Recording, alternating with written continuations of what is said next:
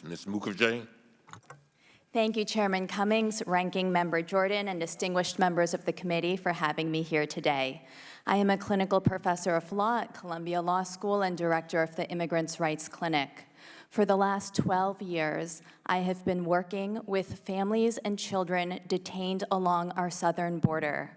Over the last 5 years, I have spent more than 1,000 hours in immigration detention facilities, hundreds of them interviewing families and children. All of my work has been on a pro bono basis.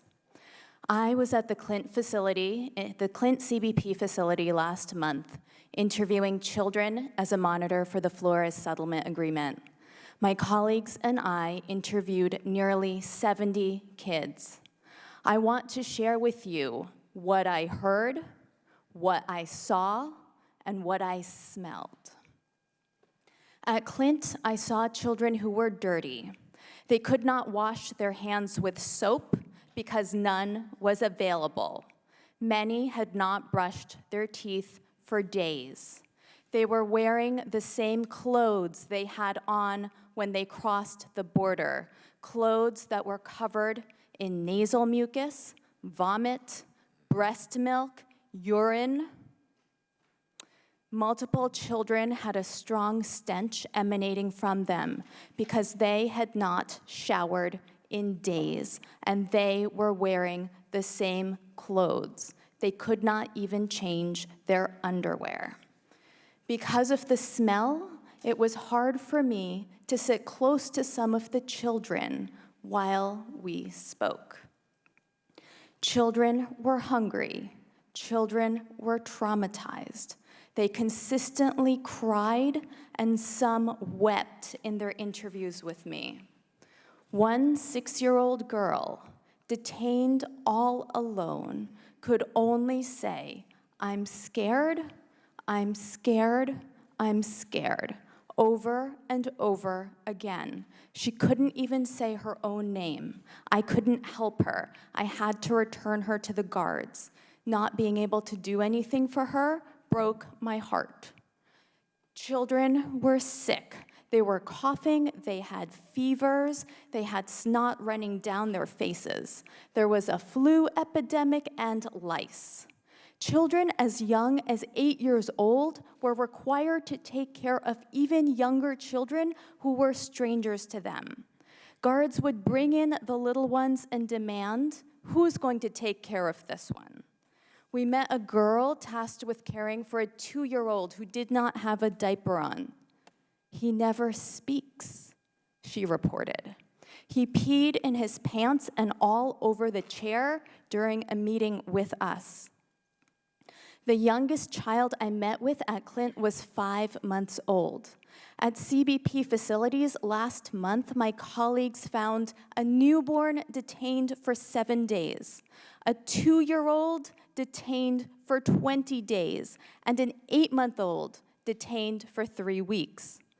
While I was at Clint, I met a teenage boy who had been separated from his mother 16 days earlier.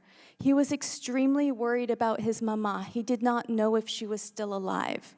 When we asked, CBP confirmed that he had in fact been separated from his mother and that his mother had been released from custody days earlier. I helped to arrange a phone call so this mother and child could speak with each other.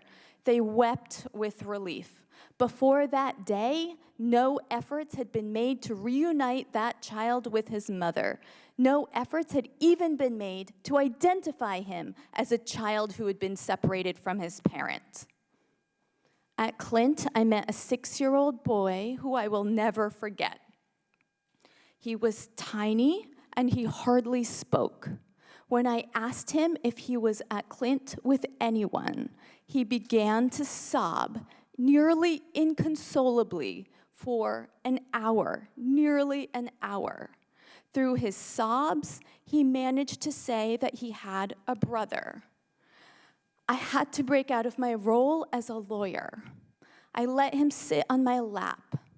I wiped his tears, I wiped his nose, and I rubbed his back. And I teared up too. Here was a child the same age as my son, stuck in a hellhole. A lawyer for CBP saw us both.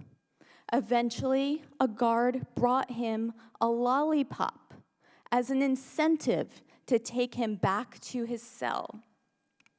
I pleaded with CBP counsel to please prioritize appropriate care for this child. Later that day, or the next day, CBP counsel informed me that they would release him and reunite him with his brother. Why didn't that happen sooner? What would have happened if I didn't meet with him that day? What is happening to hundreds and thousands of other children like him? Along our southern border, today and every day, children are being forcibly separated from their parents and other family members as a result of cruel policy choices made by this administration. For many of these children, the government makes little or no attempt to reunite them with their family members.